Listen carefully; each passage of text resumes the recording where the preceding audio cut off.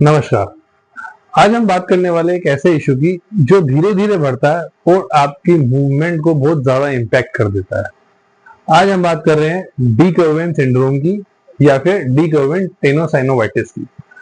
ये एक प्रॉब्लम है जिसमें हमारे थंब पे यहाँ पेन होता है, थंब के बाहर की साइड पेन होगा और कई बार स्वेलिंग भी आ जाती है। थंब की मूवमेंट ये सब इम्पेक्टेड रहती है, ये सब पेनफुल रहती है। ये प्रॉब्लम एक ऐसी प्रॉब्लम है जो धीरे धीरे स्टार्ट होती है, बट मेजोरिटी पेशेंट तभी आते हैं जब इसकी मूवमेंट ऑलमोस्ट खराब हो जाती है और ये मूवमेंट नहीं होती। पेशेंट सिर्फ इतनी मूवमेंट के साथ आता है। इसके लिए एक टेस्ट है जिससे हमें पता चलता है डी कर्वेन सिंड्रोम है या नहीं है। बहुत इजी टेस्ट है, आप भी अपने आप से कर सकते हैं। देखें, थंब को अंदर लेके आना है, मुट्ठी बनानी है और ये अप डाउन की मूवमेंट करनी है। अगर आपकी डाउन मूवमेंट करते हुए यहां स्ट्रेन आ रहा है और पेनफुल है तो ये टेस्ट पॉजिटिव है और आपको डी कर्वेन सिंड्रोम है। जिसको ये पेन होता है उसका डेफिनेटली पॉजिटिव आता है, क्योंकि हल्के पेन में, हल्के इरिटेशन में कोई हमारे यहाँ गौर नहीं करता, क्योंकि लैक ऑफ अवेयरनेस है। पेशेंट को पता ही नहीं है कि यहाँ पे अगर इरिटेशन आ रहा है तो क्यों आ रहा है और इसकी वजह क्या है। अब बात करते हैं ये होता क्यों है। ये डी कर्वेन सिंड्रोम में हमारे जो थंब की मूवमेंट इम्पैक्टेड होती है वो इसलिए होता है, जो हमारे थंब की दो टेंडन होती है यहाँ पर, जो थंब की मूवमेंट कराती है, उस पर खिंचाव आ जाता है, स्ट्रेन, एकदम से पुल आ गया, कुछ लग गया, तब ये होता है। अदरवाइज ये प्रॉब्लम ओवर यूज इंजरीज में आती है।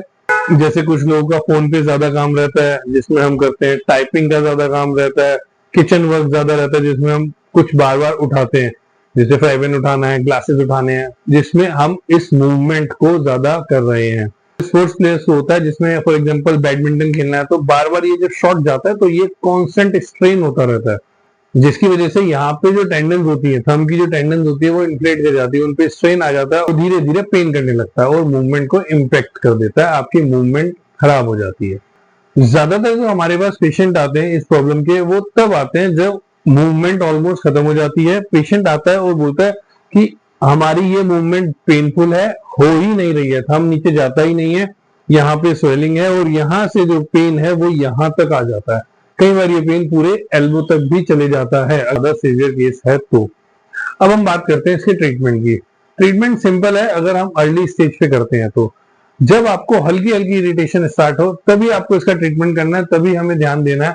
आइसिंग करनी है, स्ट्रेचिंग करनी है, स्ट्रेंथनिंग करनी है और जो काम जिसकी वजह से ये प्रॉब्लम हो रही है, जो रूट कॉज है, फॉर एग्जांपल किसी का फोन का यूज ज्यादा है, किसी का किचन यूज ज्यादा है या फिर कोई स्पोर्ट खेलता है, उन प्रॉब्लम तो उन कॉजेस को हमें प्रिवेंट करना है, वो काम हमें नहीं करना है, रेस्ट देना है उसको। स्ट्रेचिंग मैंने आपको बताया, स्ट्रेचिंग में बहुत इजी है।